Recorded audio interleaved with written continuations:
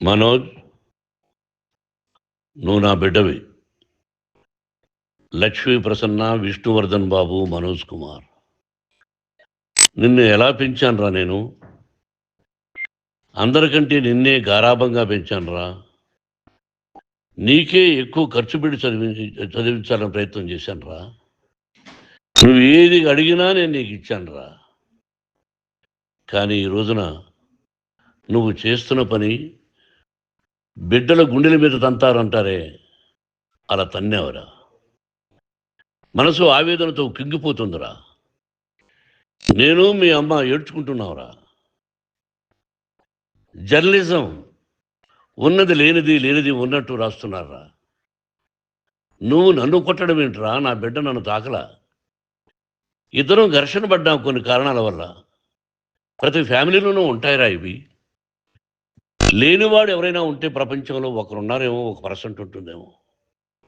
అటువంటి వాళ్ళ ఇంటికి వెళ్ళి కాళ్ళు గడిగి నిద్ర పూసుకోవచ్చు. భారత భాగవత రామాయణాలు చూశావు కదరా. ఏమిటిది? మీ అమ్మ ఎంత కుమిలిపోతుంది ఈ రోజున హాస్పిటల్ చేరింది. నీ వల్ల హాస్పిటల్ చేరుతాను. చూడు మనోజ్, నీకన్నీ ఇచ్చిన ఈ రోజున నువ్వు నా గుండెల మీద తనడమే కాకుండా అపకీర్తి తీసుకొచ్చావు. ఏదేదో రాశావు, ఏదేదో చెప్తున్నావు.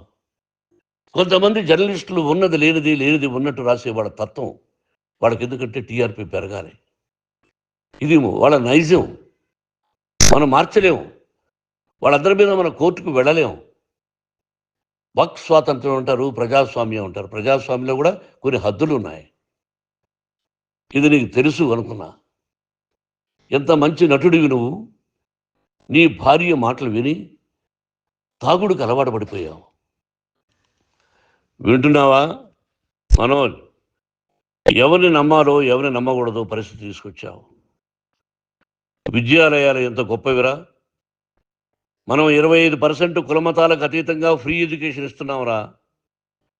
క్యాస్ట్ అనేది తీసేశాను రా 92లో ప్రాస్పెక్ట్స్లో.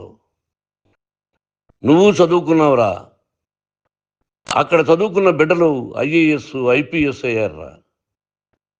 ఎంతోమంది గొప్పవాళ్ళు అయ్యారురా. నువ్వు నటుడుగా ఎంతో గొప్పవాడివి. తాగుడికి అలవాడబడి నువ్వు నీ భార్య ఇంట్లో బిహేవ్ చేస్తున్న విధానం ఆ భగవంతుడు సర్వేశ్వరుడు తెలుసు. భగవంతుడు చూస్తున్నాడు రా. నేను తప్పు చేసినా, నువ్వు తప్పు చేసినా, ఎవరు తప్పు చేసినా. ఎంత అవకాశం ఇచ్చావు మాట్లాడుకునేదానికి అందరికీ. ఇన్ని సంవత్సరాల్లో మన విద్యాలయాల్లో ఒక్క తల్లి కానీ ఒక తండ్రి కానీ ఏమైనా చెప్పారా? ఆ బిడ్డలు మన బిడ్డలు రా. మీరెంతో నాకు అక్కడ ఉన్నవాడు కూడా నా కూతుర్లు, నా కుమారులు. ఎంతమందికి ఫ్రీ ఎడ్యుకేషన్ ఇస్తున్నావు. వాడి దగ్గర ఏది ఆశించలా.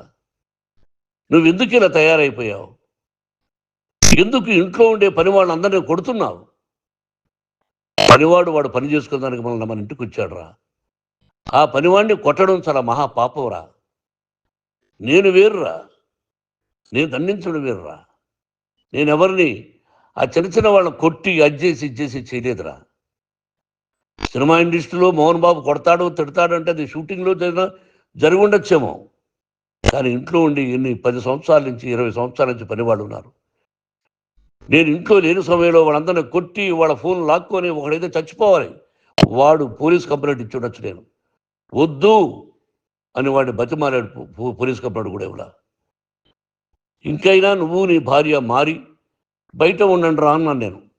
లేదు డాడీ, తప్పు చేయలేని ఒకసారి వచ్చావు, మళ్ళీ తప్పు చేశావు, మళ్ళీ వెళ్ళావు, మళ్ళీ ఈసారి తప్పు చేయనన్నావు. ఏమండి వీడు తప్పు చేయడం అని మీ అమ్మ చెప్పింది. ఇంట్లో పెట్టుకున్నా. మళ్ళీ నువ్వు చేస్తున్నది, ప్రతిరోజు నువ్వు తాగుతున్న విధానం నీకే తెలుసు. ఇది ప్రజలు నమ్ముతారా లేదా అనవసరం నాకు. నేను నీకు చెప్తున్నా, ఇంతటితో పులి స్టాప్ పెట్టాలి.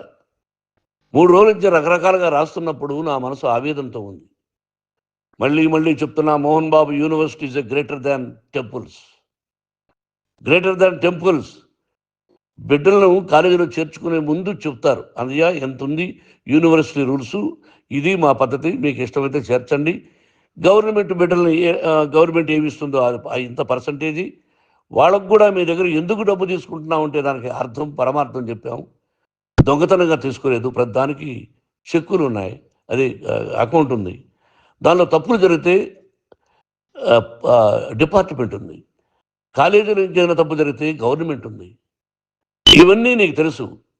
ఈ రోజున ప్రపంచంలో నేను నెంబర్ 1గా చేయాలని మీ అన్న కష్టపడి ఇతర దేశాల్లో నెంబర్ 1 యూనివర్సిటీ టైఅప్ చేశాడు. ఈ రోజు నువ్వు చేసిన విధానం ఏమిటి? నువ్వే ఒకప్పుడు నాకు ఇవి ఏమొద్దు, నేను యాక్టింగ్ అన్నావు. ఈ రోజున ఏం చేస్తున్నావు? విద్యాలయాల మీద పడ్డావు. తల్లిదండ్రులు చాలా గొప్పవాళ్ళరా. కొంతమందికి డబ్బు కట్టలేకపోవచ్చు, కట్టని వాళ్ళకు కొంత సహాయం చేసాం. అంతా సహాయం చేయలేము. బ్యాంకుల్లో డబ్బు కట్టాలి, లెక్చరర్స్కి డబ్బులు ఇవ్వాలి, యూనివర్సిటీ బ్రహ్మాండంగా నడపాలంటే మంచి లెక్చరర్స్ కావాలి. ఇవన్నీ తెలిసి చేస్తున్నావురా 32, 33 సంవత్సరాల నుంచి. అది పక్కన పెడితే అందరినీ కొట్టడానికి వస్తావు. మీ అన్నం తిడతావు. ఒక వ్యక్తి వినయ్ గారని ఆయన వ్యక్తి హెల్ప్ చేయడానికి వస్తే ఆ వినయ్ ఎవరు లజ్జాగుడికి చంపేస్తాను వాడు అన్నావు. ఇవన్నీ ఎంత తప్పురా? అంటే మీ నాన్నగారికి ఎవరు సహాయం చేయడానికి వస్తే వాళ్ళందరినీ లజ్జాగుడుకులు అంటావు, చంపేస్తానంటావు. మీ అన్నను చంపేస్తానన్నావు. చంపరా చూద్దాం మీ అన్న. నేనే అన్నా. తాకరా నీ ధైర్యం ఉంటే అన్నా. ఎంతమందిని చంపాలనుకుంటున్నావు? ఎంతమందిని చేయాలనుకుంటున్నావు? నువ్వు ఏం సాధించాలనుకుంటున్నావు? ఆలోచించుకో. ఈ ఇంట్లోకి అడుగు పెట్టడానికి నీకు అధికారం లేదు. ఇది నా కష్టార్జితం. మా నాన్నగారు 10 రూపాయలు 10 పైసలు కూడా ఇవ్వలేదురా. మంచి జన్మనిచ్చాడు మా నాన్నగారు.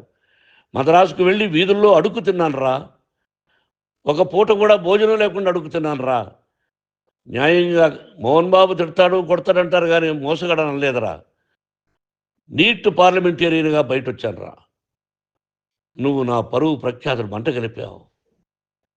ఏమిటి నేను చేసిన అన్యాయం? నీకు జన్మనిచ్చాను, అదా నేను చేసిన పాపం.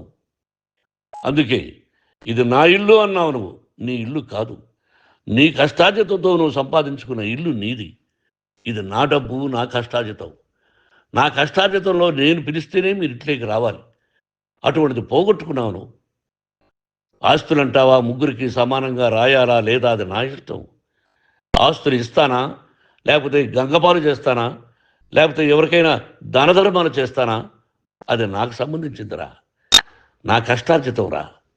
మీరు చేస్తున్న విధానం గుణగణాలు కావాలరా. మందు తాగచ్చురా.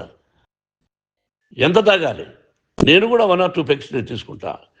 ఇది తప్పు కాదు, జనానికి తెలియాలి. నా డబ్బు ఇది. ఏ తాగి ఎవరిని కొట్లా, తాగి నేను తింటున్నా. అది ప్రజలకు అక్కర్లా. నేను తప్పు చేస్తేనే ప్రజలకు కావాలా. ఇవన్నీ ఉన్నాయిరా. ఇవన్నీ తెలుసుకో. జర్నలిస్ట్ సోదరులారా, మీకు నా గతాన్ని తెలుసు, నా భవిష్యత్తు, నేను ఎక్కడి నుంచి వచ్చాను కూడా మీకు తెలుసు. ఈ రోజున మీరు రాస్తున్న విధానం, నా బిడ్డ నన్ను కొట్టాడన్నారు. ఎంత తప్పు! ఈ రోజున నా బిడ్డ మీద కోపంతో అవును చెప్పచ్చు. కాదు, వాడు నా మీద చెయ్యెత్తలేదు. నేను ఘర్షణ పడ్డాం. ఘర్షణ వేరు, కొట్టుకోవడం వేరు. గాయాలతో హాస్పిటల్కి వచ్చి కుంటుకుంటుగా నడిచాడు. మళ్ళీ ఏమని పోలీస్ స్టేషన్కి వెళ్ళి చెప్పాడు. ఎవరో 2 ఉన్నారు, వాళ్ళిద్దరూ నా మీద దాడి చేశారన్నాడు. నా ఇంట్లో పనిచేస్తున్న వ్యక్తుల గురించి పోలీస్ స్టేషన్కి వెళ్ళి చెప్పవలసిన అవసరం అతనికి లేదు, హక్కు లేదు. పోలీస్ డిపార్ట్మెంట్ కూడా తెలుసుకోవాల్సిన విషయం. నా ఇంట్లో ఉండే వర్కర్స్ మీద నేను కంప్లైంట్ ఇవ్వాలి. నువ్వు పర్మిషన్ లేకుండా నా ఇంట్లోకి నువ్వు చొరబడి ఇల్లు నాదంటూ ఇంట్లో పనిచేస్తున్న వర్కర్స్ మీద కంప్లైంట్ ఇచ్చావు. అది ఎంతవరకు పోలీసు న్యాయమో రూల్సో చూద్దాం. పోలీస్ డిపార్ట్మెంట్ ఇంటికి వచ్చింది. వాళ్ళకి రాశాను ఉత్తరం, అయ్యా నేను సీనియర్ సిటిజన్ని, నాకు రక్షణ లేకుండా ఉంది, నా బిడ్డ వల్ల నా ఇంట్లో నుంచి నా బిడ్డను పంపించేసి ఇది నా ఇల్లని. వాళ్ళు నాకు సమాధానం ఇవ్వలేదు. ఇవ్వకపోగా ఎవరిని పట్టించుకోలేదు. ఇప్పుడు పోలీసు వాళ్ళు వచ్చి ఏమండి రూల్స్ ప్రకారం నా బిడ్డ ఇంట్లోకి రాకూడదంటే మాకు హయ్యర్ అథారిటీ వాళ్ళు ఫోన్ చేశారు, మీరు ఎవరిని స్టాప్ చేయొద్దండి, బయట నుంచి ఎవరైనా వస్తే వాళ్ళని స్టాప్ చేయండి అన్నారు. 2 రోజుల నుంచి 10 మంది 20 మంది వస్తున్నారు. వాళ్ళు అలా చూస్తూ నిలబడ్డారు. వాళ్ళు ఫోటోలు తీసుకున్నారు, వాళ్ళ మీద మళ్ళీ వదిలేస్తున్నారు. ఎవరిని నిందించాలి? But I give respect to the police department. వాళ్ళకి ఏ అధికారి ఫోన్ చేశాడో, ఆ అధికారికి ఏ పొలిటీషియన్ చేశాడో అది వాళ్ళకే వదిలేస్తున్నా. కాబట్టి వాళ్ళు పోలీస్ కంప్లైంట్ ఇచ్చినా కూడా మేము సంబంధం లేదని అంటున్నారు కాబట్టి నేను నా బిడ్డను నిన్ను నాపు చేస్తున్నా. నువ్వు ఇంట్లోకి వచ్చే అధికారం నీకు లేదు. నువ్వు వచ్చి నీ బిడ్డను తీసుకెళ్ళు. సంతోషం.